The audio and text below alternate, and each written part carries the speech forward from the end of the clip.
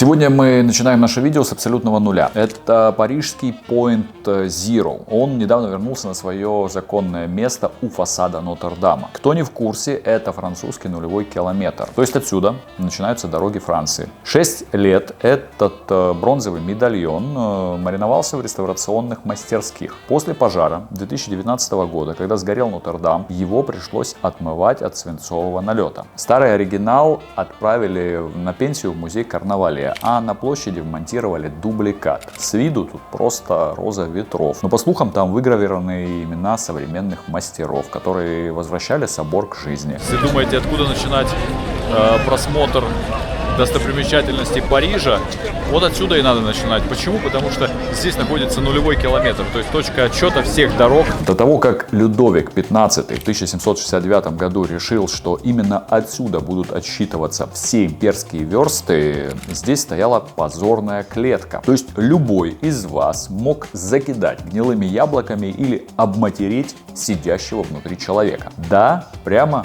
тут перед Нотр-Дамом. Вот такой вот был вайб. Point Zero — это начало 14 главных национальных дорог Франции. И хотя на самом деле географический центр Парижа находится в паре километров отсюда, в первом округе, магия исполнения желаний работает именно здесь. Любой турист обязан наступить на медальон, и тогда новая виза у тебя в кармане, точнее в паспорте. Приезжайте в Париж и официально обнуляйтесь именно здесь, перед Нотр-Дамом. Если вас интересует получение визы, рекомендую обратиться на сайте www.maps.ru. Пишите там в онлайн-чате.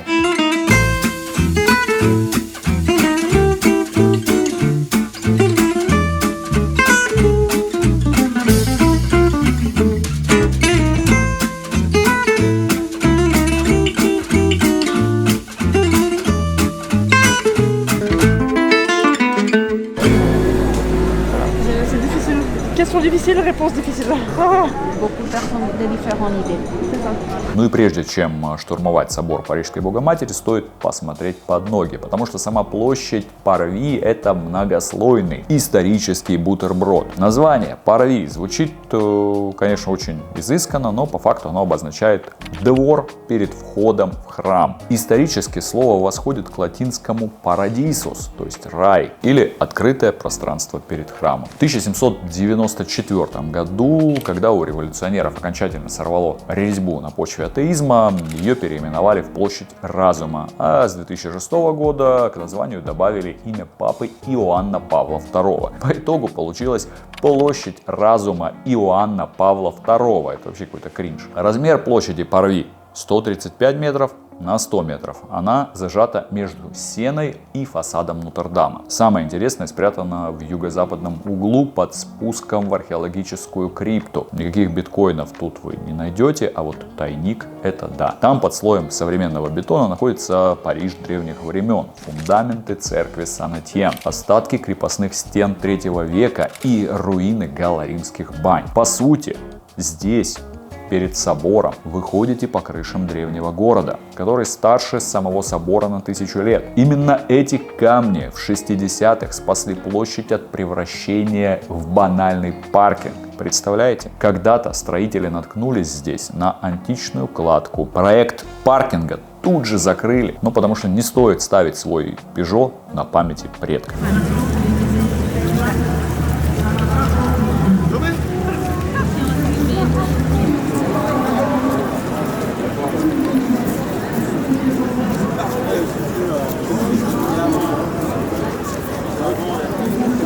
Нотр-Дам по посещаемости обгоняет Эйфелеву башню. До того, как тут произошел главный пожар 21 века, собор посещало по 14 миллионов человек в год. Это на минуточку больше, чем население всей Бельгии. Когда собор вновь открыли, за первое полугодие 2025 года внутрь попало 6 миллионов туристов. Первый камень этого здания заложили в 1163 году при Людовике VII и папе Александре III. Закончили весь строительный процесс только через 182 года. Если вы хотите представить, как раньше строили храмы в те времена. Вот посмотрите, как сейчас строят Саграду Фамилию, уже больше века. Когда строили Нотр-Дам, здесь уже было максимально намоленное место. Под фундаментом Нотр-Дама покоятся остатки как минимум 4 храмов разных эпох, включая античное святилище Юпитера. Это вот когда еще тут бегали галлы, друиды, а за ними бегали римляне. А Юпитер, он был их верховным богом. Интересно, что собор выполнял функцию дозорной вышки, потому что он на протяжении нескольких столетий был самым высоким зданием города.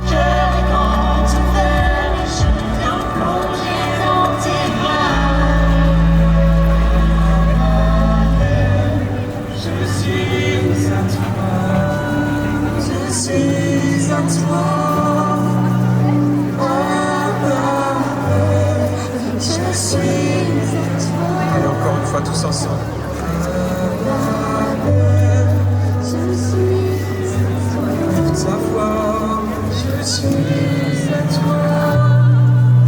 Как снесли головы 28 царям на соборе Парижской Богоматери. Архитектура собор Парижской Богоматери — это чистый готический хай-тек своего времени. На западном фасаде 3 яруса. Самый криминальный из них — галерея королей. Это 28 статуй иудейских правителей, которым во времена Великой Французской революции фанатики в буквальном смысле снесли головы. Революционеры перепутали библейских царей с французскими монархами и устроили им публичную казнь прямо на стене Нотр-Дама. В 19 веке при реставрации статуи заменили, а на шпиле среди бронзовых апостолов спрятали пасхалку. Все они смотрят на Париж. И только святой Фома, покровитель строителей, смотрит назад.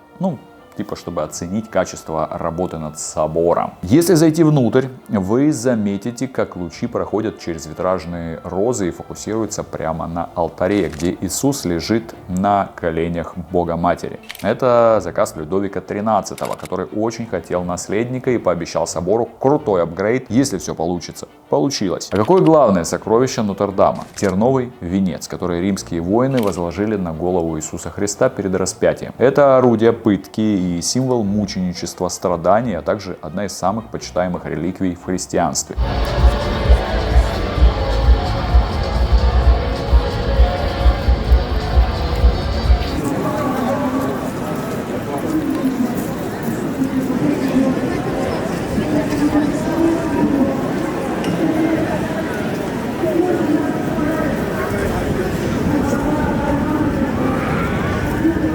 Французы любят не только лягушек, но еще и горгулей и химер. Мы никуда не уходим, мы продолжаем рассматривать Нотр-Дам. Он напичкан этими фантастическими гротескными тварями. Они — жители собора и символ средневекового духа, страха и чего-то демонического. Они противопоставляются красоте собора, создают атмосферу тайны, ужаса и защищают храм от злых духов. Это на красивом. На бытовом горгулии — это часть канализации. Чтобы дождевая вода не вымывала известняковый раствор из швов, архитекторы придумали выносить сток подальше от стен. Каждая горгулия — это полый горизонтальный желоб. Во время ливня вода с крыши несется по свинцовым каналам, попадает в глотку этому чудовищу и выстреливает мощной струей на несколько метров от фундамента. Именно поэтому они всегда торчат перпендикулярно зданию. В Нотр-Даме их сотни, и это оригинальная средневековая инженерка, которая спасает здание от сырости уже 800 лет. Если горгулия — это сантехник,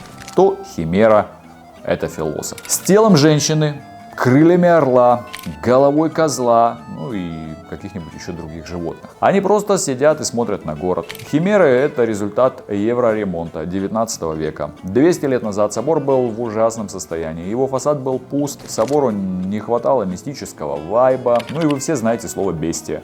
Бестия с латыни зверь. В средневековье были такие сборники, бестиарии, где описывалось всякое фантастическое зверье. Эти рисунки и были взяты за основу химер. Вот где и точка отчета всех дорог, здесь же и памятник стоит. Тоже памятник непростой. Памятник Карлу Великому. Что это был за человек такой? Почему его сюда поставили? Откуда пошло слово «король»?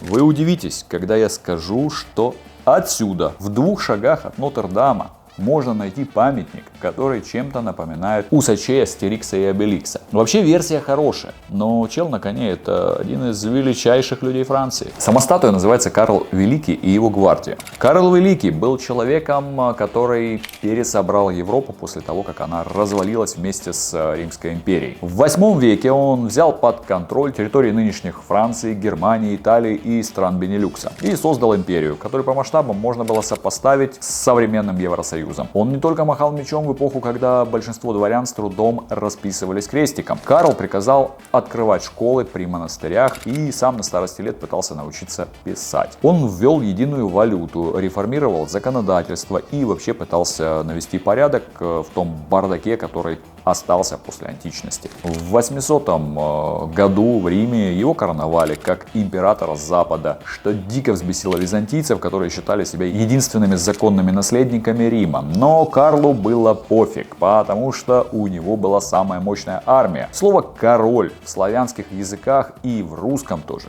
произошло именно от его имени. Карл, Каролус Магнус. Кралями, кстати, называют красивых или манерных девушек. Это тоже пошло от королева.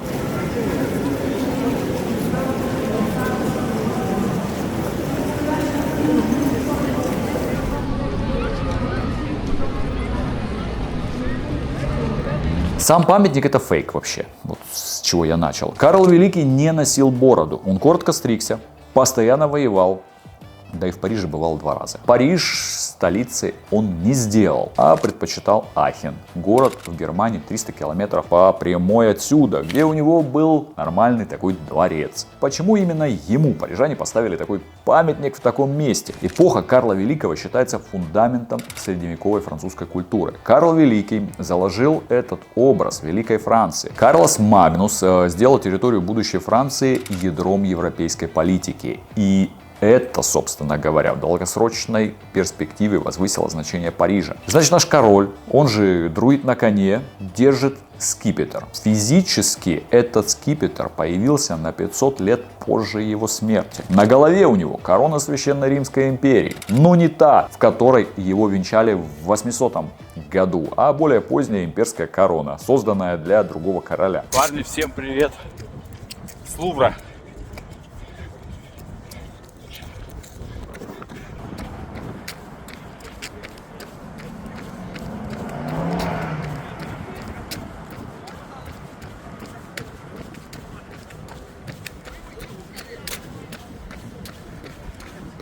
Лувр. Вот посмотрите на него сейчас. Ну, красота же. А вот так он выглядел раньше. Вообще Лувру уже более 800 лет. Точнее, всей его истории, в течение которой он постоянно менялся. В его основе замок, крепость и большая башня Лувра. Начинал Лувр как оборонительная крепость и замок для защиты Парижа от вторжений, особенно со стороны Сены. Лувр выполнял роль важного военного укрепления, королевской казны и тюрьмы. Итак, мы поняли, что Лувр в самом начале это никакой не музей, это замок с 10 башнями. В укрепленных стенах хранились казна и важные документы. В средневековый период он использовался как тюрьма. У меня есть видео про Шильонский замок. Там я наглядно показываю, как жили люди в подобных замках с тюрьмами, погребами и оружием. Ссылку прикрепляю к видео. Посмотрите, если вам интересна тема замков, ну и Швейцария вообще. В XIV веке в Лувр переносится главная книжная коллекция короля. В XVIII Лувр культурно-административный центр. Здесь размещают академии, живописи и скульптуры, архив, суды, мастерские художников, склады и даже квартиры. И все же удивительно, как сейчас Лувр посещают по 30 тысяч человек ежедневно. Представляете, 30 тысяч человек. А когда-то в 1190 году это был брутальный военный форпост, чтобы отбиваться от наглых викингов.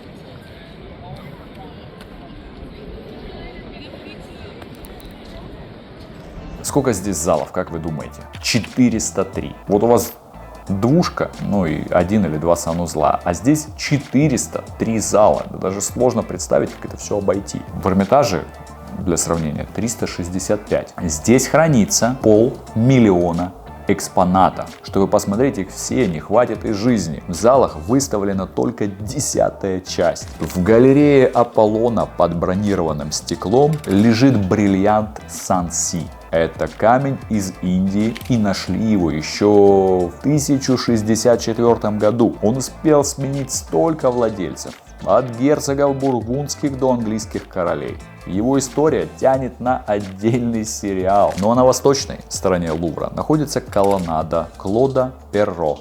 170 метров чистого классицизма. А спроектировал этот шедевр не профессиональный строитель, а дипломированный врач и биолог, который по совместительству был родным братом сказочника Шарля Перро. Шарля Перро мы все знаем. Пока Шарль сочинял сказки матушки Гусыни, а это на минуточку такие нетленочки, как «Красная шапочка», «Кот в сапогах», «Мальчик с пальчик», «Золушка», Тургенев потом перевел ее как «Замарашка». Да, Тургенев называл Золушку «Замарашкой». А вот его брат Клод выстраивал вот такие строгие парные коринфские колонны Лувра. Позже этот стиль копировали по всему миру, от Петербурга до Вашингтона. Да, конечно, Лувр вечером, ночью, темное время, совсем другая история. Вот эти все подсветки, там лучи, вот эти вот лазеры пуляют. Музыка играет, людей меньше, здесь фотографируется такая вот романтичная атмосфера. Вот, класс. Конечно, Лувр, днем Лувр, вечером это две разные истории. А как вообще в Париже оказалась Джоконда? Ее целенаправленно не рисовали для французского короля. Она не была чьим-то особо желанным объектом. Какой-то хайповой картиной тоже нет. Так как же? В чем секрет? Представьте конец жизни Леонардо. Не Леонардо Ди Каприо, ребята, другого Леонардо. Он уже не юный экспериментатор из Флоренции. Он человек-эпоха, уставший, больной, руки поднимать все труднее. В 1516 году французский король Франциск I, молодой, амбициозный, влюбленный в итальянское возрождение, делает то, что сегодня назвали бы охотой за гениями. Он хантит Леонардо и дает ему почти идеальные условия. Титул первого художника, инженера и архитектора короля. Дает ему щедрую пенсию, дом Кло-Люссе рядом с королевской резиденцией в Амбуазе. Это в 2 часах от Лувра в наши дни. Посмотрите, какая красота здесь. Вот здесь Леонардо да Винчи заканчивал свою жизнь. И главное, он дает ему свободу. Никто не требует срочных заказов. Франция в этот момент восходящая сила. Италия раздираема войнами. Леонардо понимает, его время в Италии подходит к концу, и он переезжает. Он привозит тетради с чертежами, научные записи и несколько картин, которые он никогда никому не продавал. Среди них Джоконда. Почему Леонардо никогда не продал Джоконду? Он считал ее незаконченной. Он забирает картину с собой, дорабатывает, переписывает, возвращается к ней годами. Для него Джоконда становится не просто картина, это целое исследование. Исследование человеческого лица, дыхания, души, того, как эмоция появляется и исчезает. Картина становится частью его личного мира. После смерти Леонардо картина переходит к французской короне.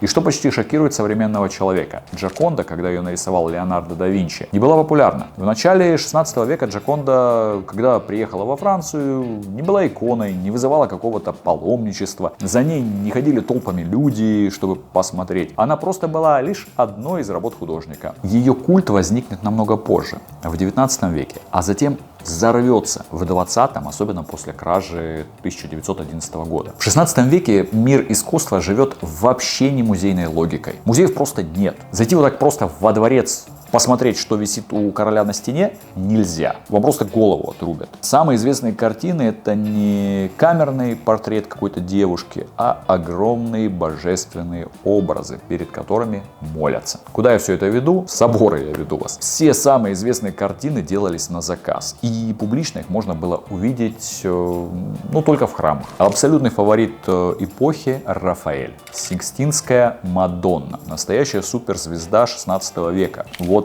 она находилась в церкви. Ее видели тысячи. Считалась эталоном гармонии. Рафаэля уже при жизни называли идеальным художником. Ее копировали, изучали, обсуждали, кто был вторым гигантом. Микеланджело. Если говорить не о картине, а об изображении в целом, то росписи потолка Сикстинской капеллы — это был культурный шок. Люди специально ехали в Рим, чтобы задрать голову и посмотреть, и ахнуть, а как это вообще возможно? Ну что с Леонардо? Его самой обсуждаемой работой была «Тайная вечеря» в Милане. Огромная, публичная, революционная по композиции. А Джоконда? Маленькая, это был частный заказ, она не предназначалась для толпы, и она не висела в храме, не выполняла никакой религиозной функции, да и не была чьим-то политическим жестом, типа подарком каким-то сумасшедшим.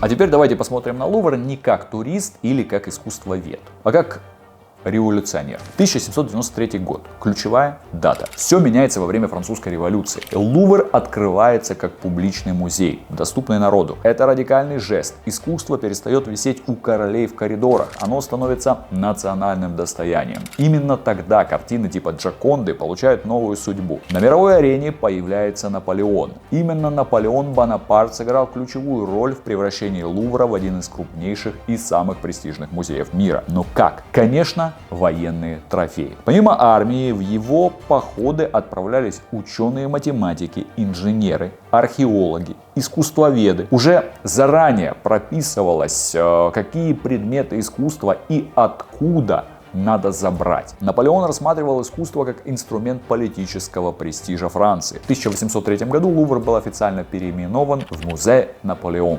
Музей Наполеона. Во время наполеоновских войн во Францию привезли тысячи произведений искусства из завоеванных стран. Из Италии, из Нидерландов, из Германии, Австрии, Испании, Египта.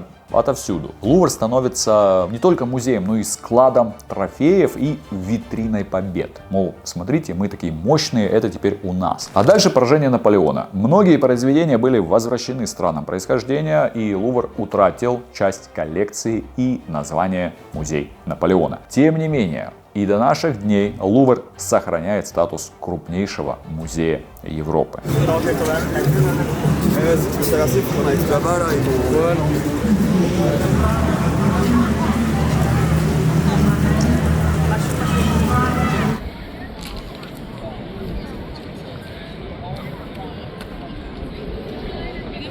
Друзья, спасибо вам за просмотр. Это еще один наш ролик из серии про Париж. Заходите к нам и на второй канал SMAPS Education. Не забывайте, что у нас есть и второй канал, где мы публикуем ролики про зарубежное образование, обзоры про учебные заведения в разных странах мира. На нашем сайте www.smaps.ru вы можете выбрать для себя учебное заведение, поехать поучиться, выбрать детский лагерь за границей. А помочь вам в этом могут онлайн-консультанты в режиме онлайн. Да, и не забывайте подписываться на наш канал. Пока, увидимся в следующих выпусках.